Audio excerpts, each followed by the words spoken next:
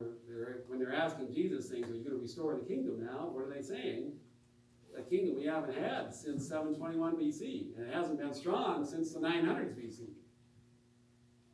And why are they calling Jesus son of David? They're emphasizing because that's his biological roots. But if you're saying son of David, David was the king that got us, that we were powerful under him. If Jesus can multiply bread, he should be able to do great things with an army. And a lot of people have that political military hope for Jesus. There's a theory, which can't be proven right or wrong, but Judas Iscariot has gotten viewed more negatively all the time as the four Gospels go on, and in history as well. But there's one theory that says, maybe he wasn't. Maybe he was just kind of trying to force God's hand by having Jesus arrested. That would force God to intervene and get rid of the Romans and restore the kingdom. I can say no way of saying that's so or not, but again, that's a theory because there were definitely some people at the time that's what they wanted, was get the Romans out. Hey, this guy might be the one. And of course, that's why when Pilate, what was he interested in when he asked Jesus? The kingdom. And because if you say you've got a kingdom here, well, I'm supposed to be the local authority on behalf of the Romans, so you're obviously a threat and a revolutionary if you say that.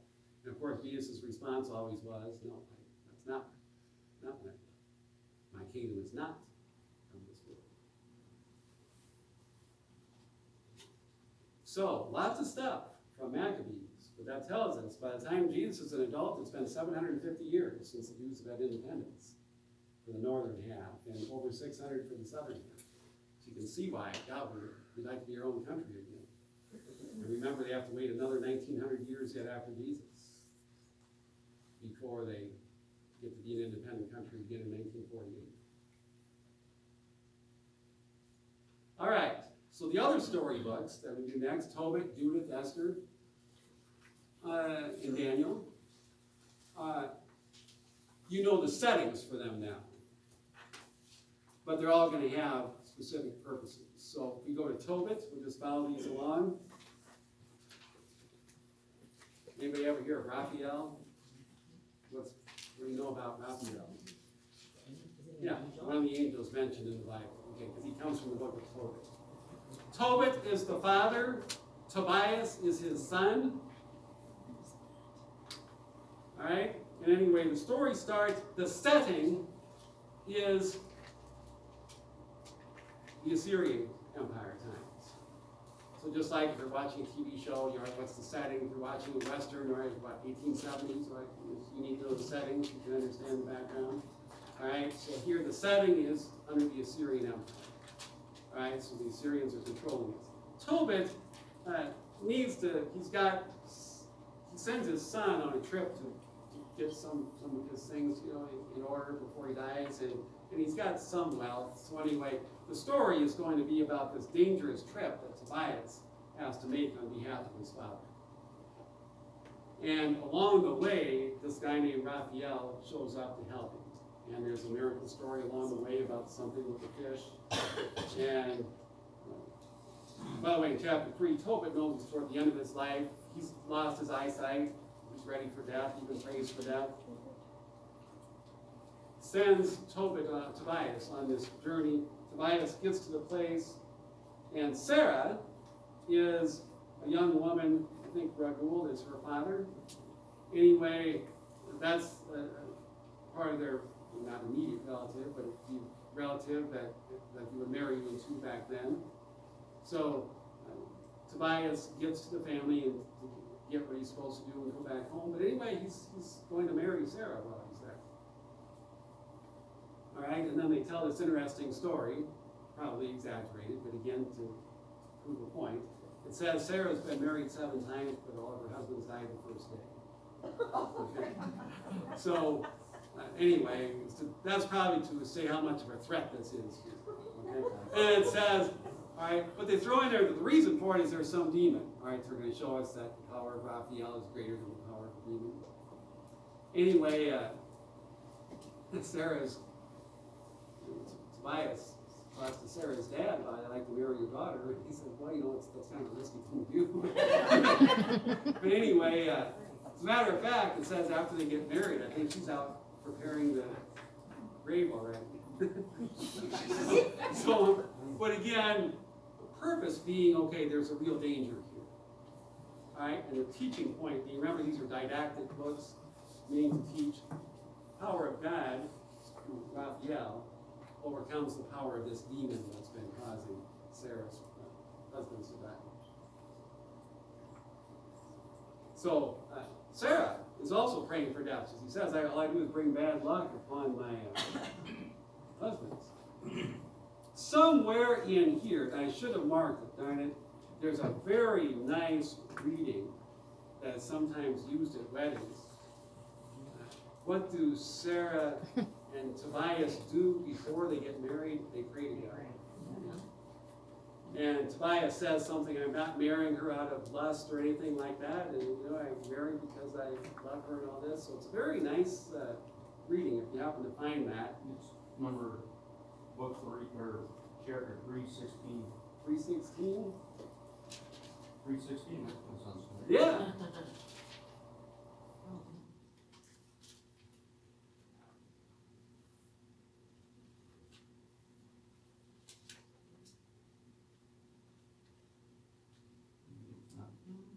Well, that's where she's talking about the misery of her previous ones. Chapter 8. But anyway, it'll be pretty soon after that. Also, another thing that comes in here is chapter 4. And begin with verse 5, follow the commandments, meaning all the rules of the Old Testament. Perform good works all the day of your life. Do not tread the paths of wrongdoing. Be steadfast in your service. Your good works will bring success, not only to you, but also to those who live uprightly. And then verse 7, give alms from your possessions. Do not turn away from the poor, and God's face will not be turned from you. Give alms in proportion to what you own. So obviously extremely Christian, or Catholic beliefs there, we could say, and lots of religions have alms giving, but here the dad giving advice says, give alms, help the poor. Follow the commandments, but part of that is doing service and doing good things.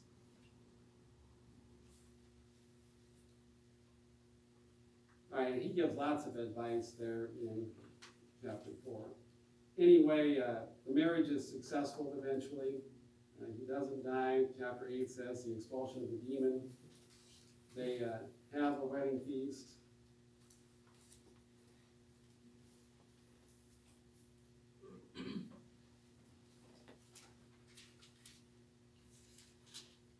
And he's going to go ahead and head back home then. He's not only going to bring what his dad asked him to bring, he's going to bring along his wife as well. So in chapter 10, they bid farewell to Sarah's family. They head back home. And in chapter 11, Anna is Tobias' mother. So when Anna sees her son coming back, she goes out, greets him, brings him in. And Raphael gives him something to put on Tobit's eyes, and he's able to see again. So this one has a happy ending. So he's not only brought his dad's things back home, he has a wife that he approves of, and Tobit regains his eyesight for the last little while of his life. So in chapter 13, a lot of times you'll see that it's a song of praise. So that the dad has this long paragraph of praising God. And then it says he dies peacefully of old age in chapter 14.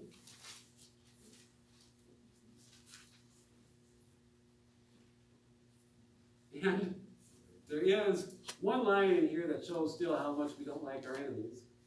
And that's the very last verse of the book. So besides all these good things that happened, one more good thing yet. Before dying, Tobit even rejoiced over Nineveh's destruction. He got to see Nineveh destroyed, right? He heard of it anyway. So remember, Nineveh collapsed in 612 BC. Of course, the next empire was worse. But anyway, so really happy ending here. The power of the angel overcomes the power of the demon. The angel So Raphael was a company of travelers. So he kept Tobias safe in his travels, have a happy wedding. Dad regains his eyesight. Enemy city is even destroyed at the end. So Aren't the wedding planners in chapter 8? Mhm. Yeah. Real familiar. There's two sets of them. yes, okay. Yes, okay, it is chapter 8. Yep, there are, so it begins there in part of verse 5, but praising God and yes, verse 7. You know that I take this wife of mine not because of lust, but for a noble purpose. Call down your mercy on me and on her, and allow us to live together to a happy old age. So yeah, that's a very nice wedding prayer.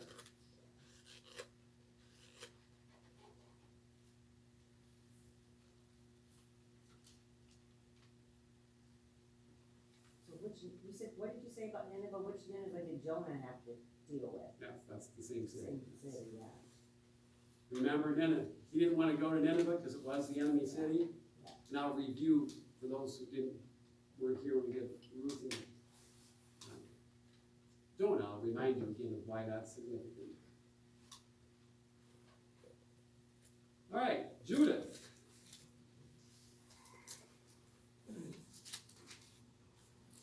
Okay, ladies might like this one because the hero is a woman. Okay, so anyway, it's again a story probably based on something historical. But anyway, again, this is a time during persecution to inspire us. All right, so anyway, it says at the beginning, well, you should even see something wrong with the first verse.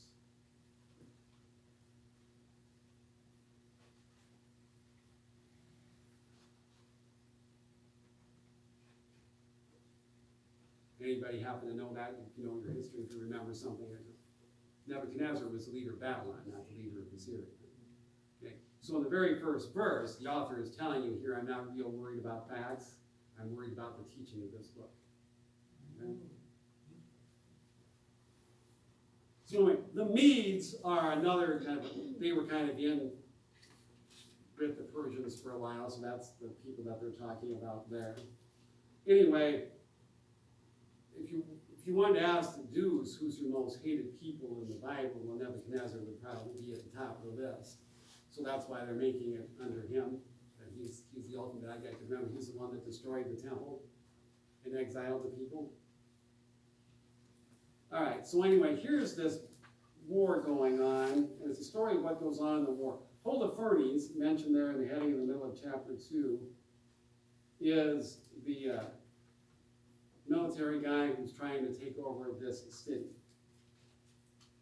And in the city, Bethulia, they lay siege, and that's chapter 7 now, the siege of Bethulia, that's the city that he's conquering. The people are wondering, now, do we just give up? We're running out of food and water. You know, there's really not much, maybe we should just give up. All right, it says then that of all people, a woman named Judith says, no, let's not give up.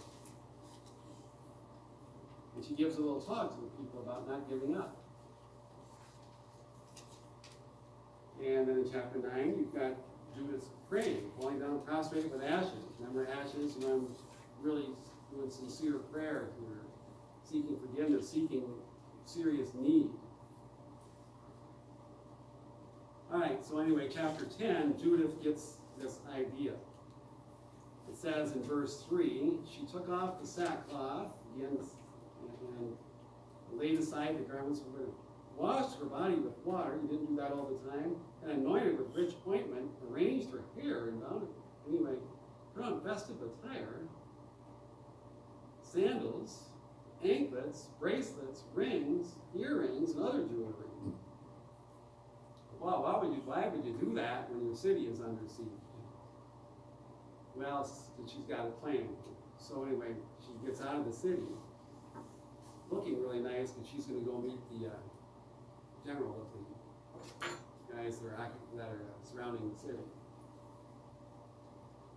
So she leaves the city, goes out the gate, allows herself to be captured because she wants to see the main leader. All right, so the very end of chapter 10, the heading is Judith meets Holofernes. Holofernes, the leader of the people who are surrounding the city. Judith, the heroine of the story. Okay, she comes in, meets with him, talks. She has plenty of wine and flatters him.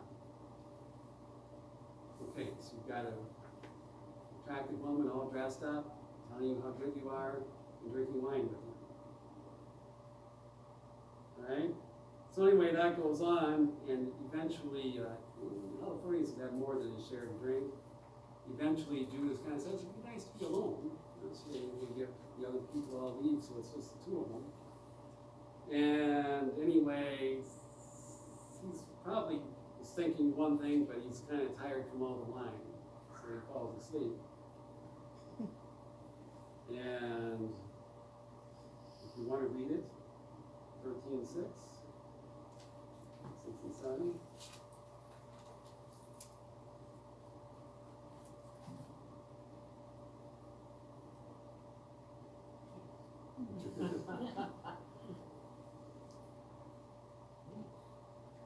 So, what's the other guy going to do when their general is dead? Later on, she shows his head and say, look, he's dead, and they all go into panic, so they give up the siege, and the city is saved. So the city is saved by the heroism of Judith. Yeah. There is a story back in the book of Judges about Sisera and Jael. It's the same, that was the one where the woman killed the guy. And anyway, they think this might be based on that. So it did happen once anyway. It might happen again. So anyway, it's about the city was in big, big trouble. This woman prays and they're saved.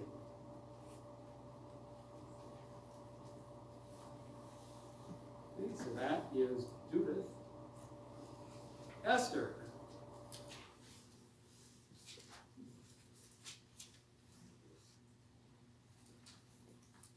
Okay, the setting for this one is under the Persians. And I told you the Persians were the least bad to the Jews of all the empires that controlled it. But here is a story of them, of a bad person mainly. So Mordecai is a good guy. He's a Jewish servant. Esther is a queen. Haman is the bad guy.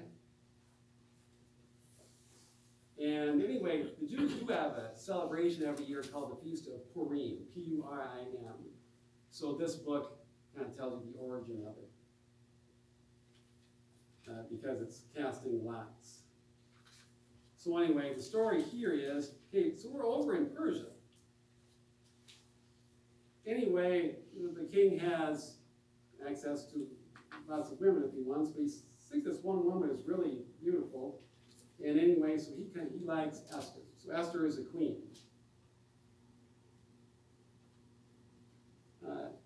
Haman is the bad guy, and he really has it in for Mordecai. Mordecai is a nice guy, but he doesn't like, and Mordecai is Jewish. So Haman comes up with this plan. He wants to kill all the Jews. All right, so he comes up with a plan, and the Purim comes from drawing lots. They're going to draw lots to see when and how. Anyway, this plot is discovered.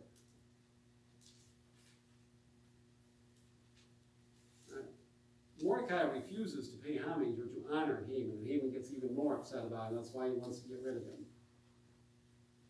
In chapter 4, it says that both Mordecai and Esther pray, but some people say, well, this book isn't really nice. We got that as an example of prayer, but there's not a lot of mentioning of God otherwise.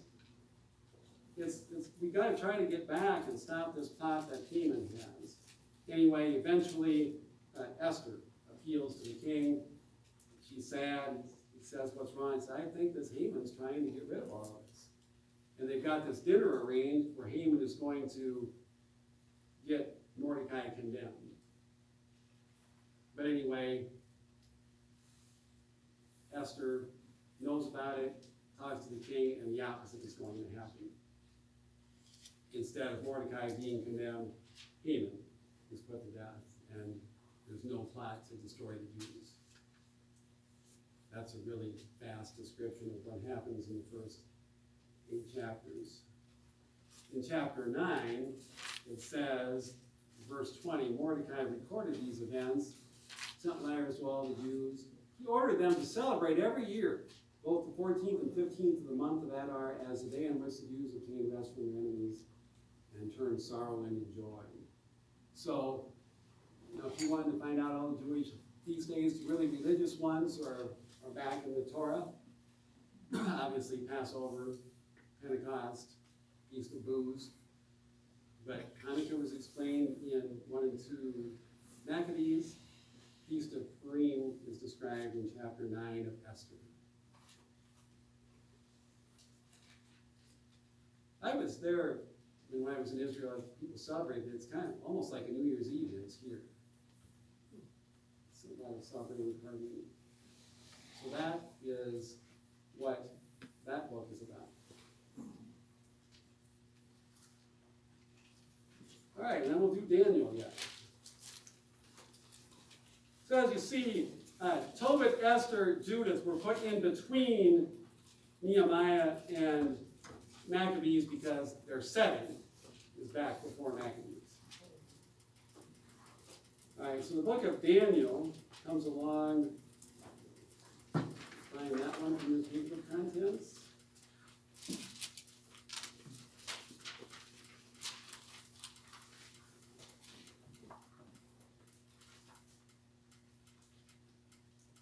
Daniel's not the author, but the hero of the story.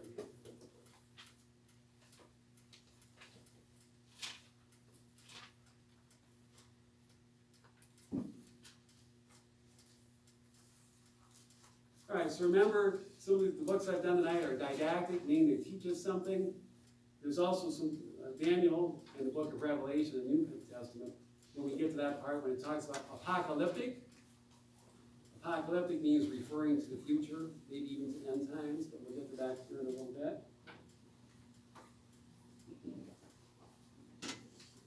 So it starts out with saying Jehoiakim, who was one of the last Jewish kings, and Nebuchadnezzar, Babylon. So in other words, laying siege to Jerusalem. So they're saying this is right around the time that Babylon took over Jerusalem, which was 587 BC. So that's your setting for this story. Right. What we're going to get, though, is lots of different things in which the hero is a guy named Daniel. All right, so then there's some things that come from chapters from this book. So the king has a dream, and Daniel happens to be able to interpret dreams.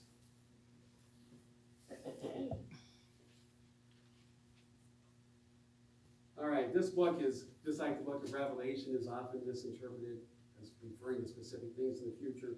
Same thing, too, from Daniel chapter 2.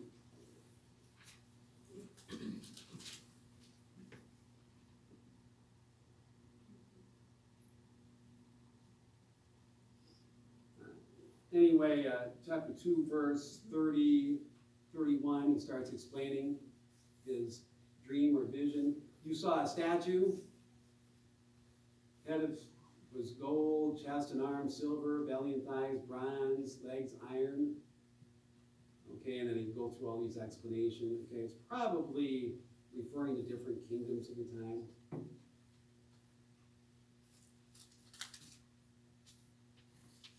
And then Daniel goes through saying these refer to kingdoms.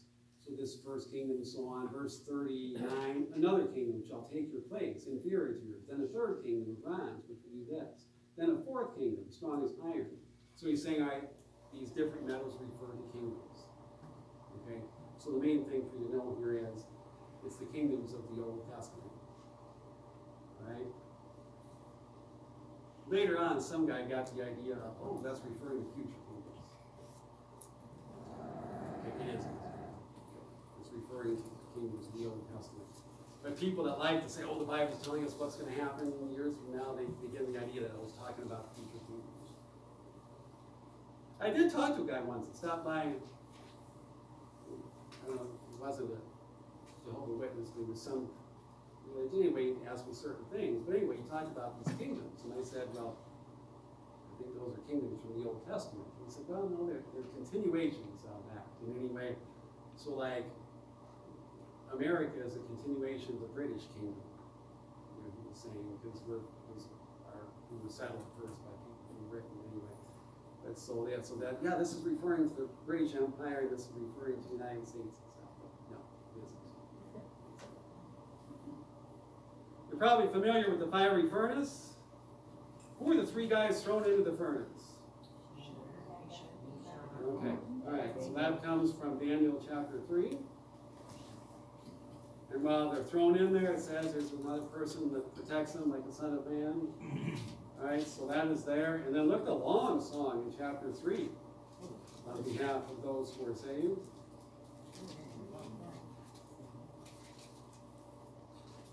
What does it mean if I say, oh, the writing's on the wall? If I say, yeah, the writing's on the wall, it means it's going to happen. Well, that comes from Daniel as well, chapter 5. It says, he has this vision, he sees, that's the handstand in verse 5, so 5:5. The fingers of a human hand appear writing on the plaster of the wall. His face became blanched, he was like white. He was worried, what is this?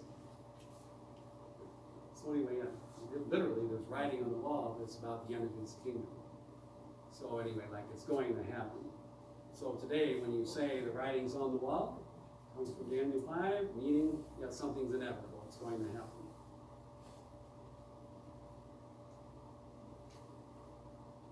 Okay, maybe you're familiar with Daniel in the lion's den, chapter 6.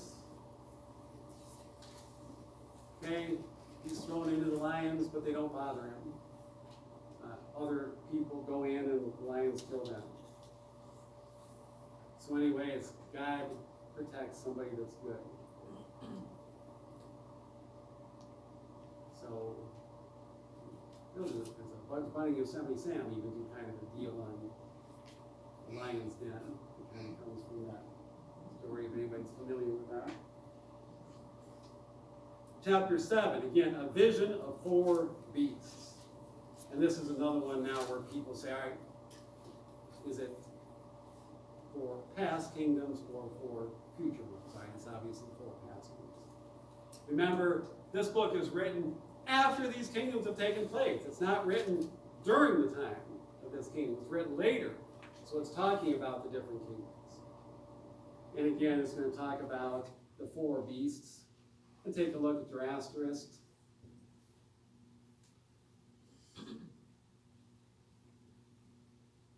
The 4 succeeding kingdoms. And they include the Medes in this one. Remember, the Romans aren't included because they haven't come yet.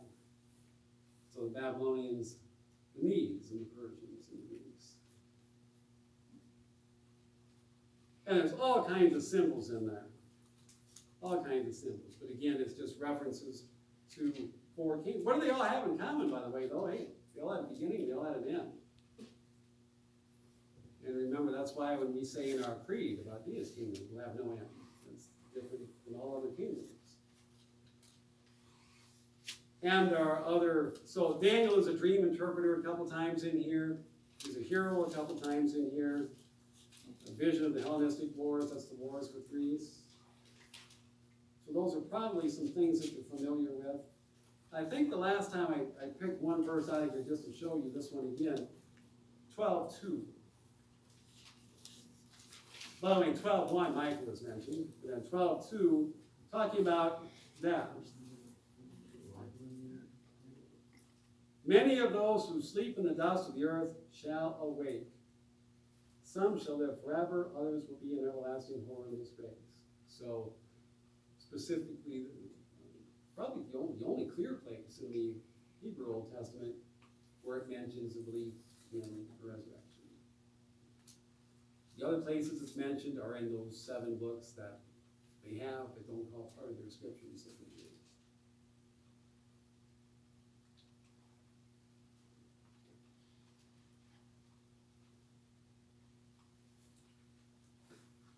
right, so the original end is chapter 12, but we're gonna put in 3 more stories. Or a couple of them anyway. Susanna and Belle and the Dragon, anybody know the story of Susanna? We just throw this in at the end. She's a nice lady, but anyway, she's your backyard, you know, she goes back there, and for the purpose of bathing, anyway, 2 guys have sneaked in there and see her, and they want to be with her, and she says no. So they accuse her of coming on to them. And they do that with witnesses, and of course, what does it take to condemn somebody? The witness of 2 or more men. All right, so you got 2 men versus 1 woman, so what means, who are they gonna believe? 2 well-respected elders, as opposed to 1 woman. Anyway, so they say, okay, yep, I guess she has to be stoned to death then for what she did. So they're going to stone her, but again, here comes a guy named Daniel that comes and says, okay, wait, before we do this, we should probably be a little more sure about this. Let me talk to these 2 guys individually. So anyway, he asked the first one, where were you when she came on to you, basically? Right by this oak tree. Okay, fine. And I bring the second guy. Where were you when she came on to you? By this mastic tree. Okay, so their answers don't match.